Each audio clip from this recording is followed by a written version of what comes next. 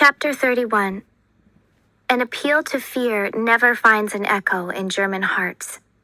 Otto von Bismarck, creator of the German Empire. Fritz and I went straight home afterward. Mueller's visit had left both of us with legs of jelly, and nothing he had promised was very comforting. As far as I was concerned, wherever we went now, his gun was still pointed our way. Another dreaded reality to add to my growing list of worries. As we walked home, Fritz pointed out the good news that Mueller would probably come with us for the escape. Otherwise, he could have just shot us there and earned himself a fine promotion for discovering that tunnel. I suppose that was how Fritz's and my thinking had evolved. The fact that we hadn't been shot and left to die was the morbid way in which we cheered ourselves up.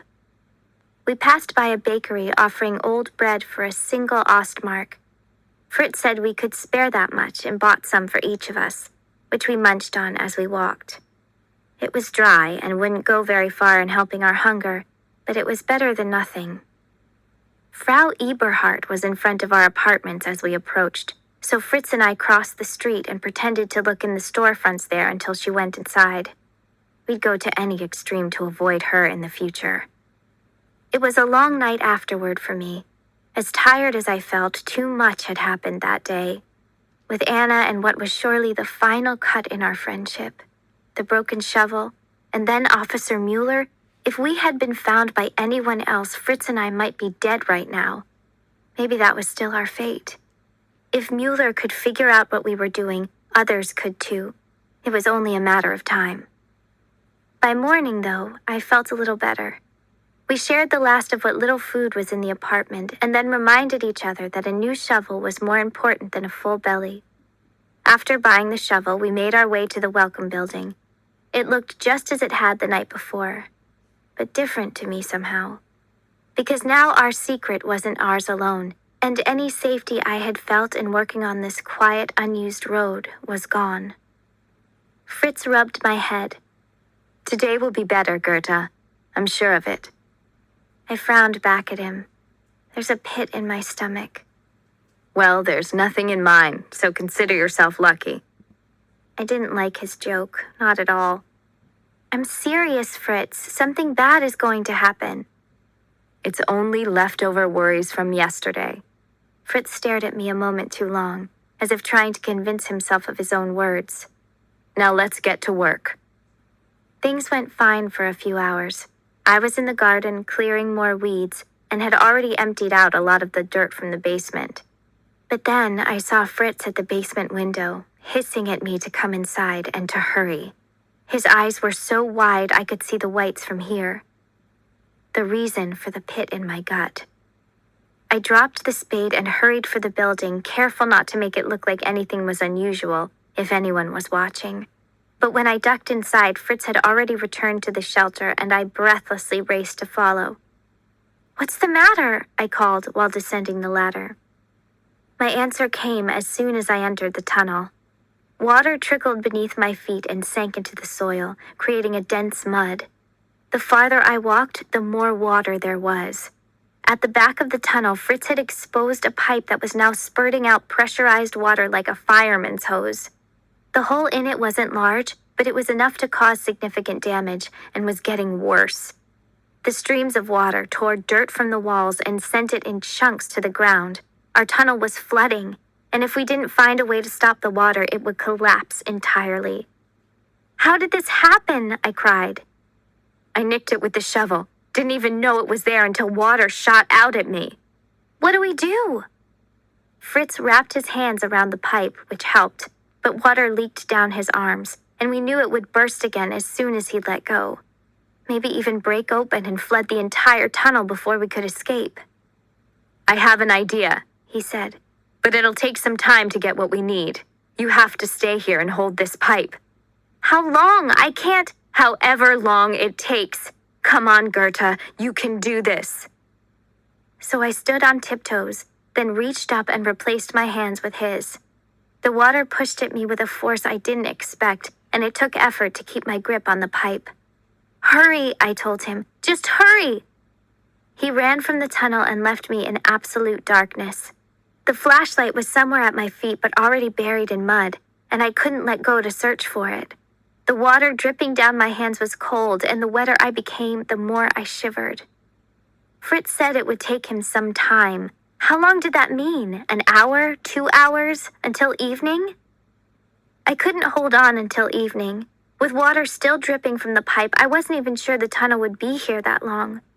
If it collapsed, it'd take me with it. In the darkness, a chunk of dirt or maybe rock fell somewhere behind me. I instinctively ducked, protecting myself from whatever might fall next. It terrified me to wonder how much had just fallen, and if more was about to come down. The only thing I knew for sure was that the mud at my feet was getting deeper. Occasionally, when my hold slipped, water would spurt at harsh angles, inevitably bringing down more chunks of dirt. At one point, it loosened a rock overhead. I heard something start to fall and backed away from the sound, but when it came down, it grazed my arm. From the sting, I was sure it gave me a deep cut, though I couldn't remove my hands from the pipe to check it. It wasn't much longer before I was entirely soaked through. My wet clothes clung to my body, my feet were sinking in mud, and my hair was in my face and over my eyes. But I supposed it didn't matter because there was nothing I could see in here anyway. I was shivering, and my fingers and toes were already numb. But I knew if I let go of the pipe, everything we had worked so hard for was finished. So I held on, doing whatever I could to distract myself. I solved long division problems, recited poems, and prayed for a stronger willpower, though it'd be the last trait my mother would want me to strengthen. When those didn't work, I sang songs in my head. Ironically, the only ones I could think of were the patriotic songs of the pioneers. But their rousing tunes didn't help for long. Time was crawling by, and I'd lost any sense of how long Fritz had been gone. Was it an hour? Was it more? He would come back, I was sure of that. Unless he had been arrested for some reason. Maybe Frau Eberhardt had caused us trouble again. She was obviously capable of it. Or what if the tunnel was already collapsing from the outside?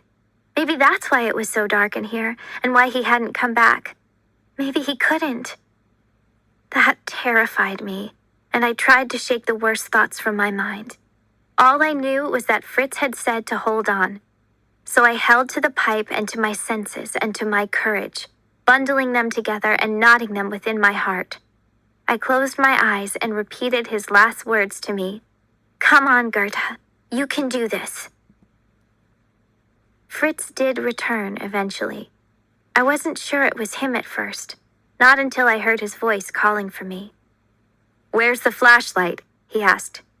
"Somewhere below me, it fell." Fritz dug for that first, and when the light finally returned to the tunnel, I began breathing easier. He was fine, and I would be after a while. But for now, I was exhausted and freezing, and my numb hands ached from the pressure and the cold. I held them up for so long, I doubted any blood was left in them. "What happened to your arm?" he asked. With the light on it, I saw the cut was much worse than I had expected.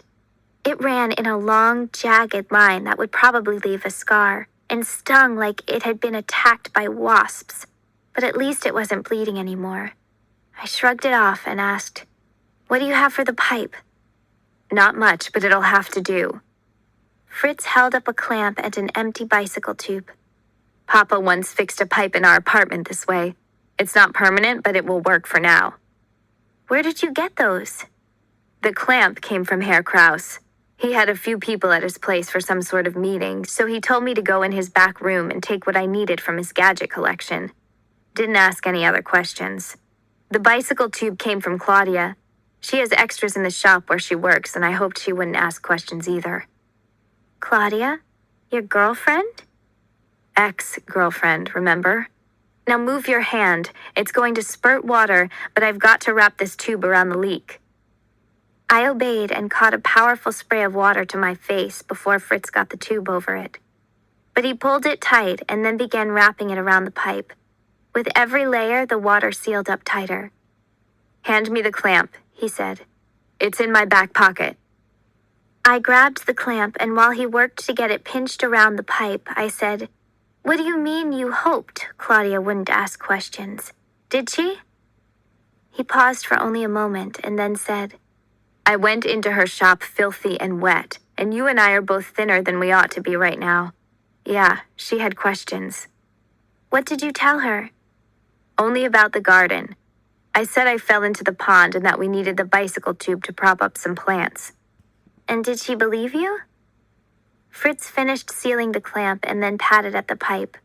When he was convinced the leak was fixed, he glanced down at me and said, Probably not, but she used to like me.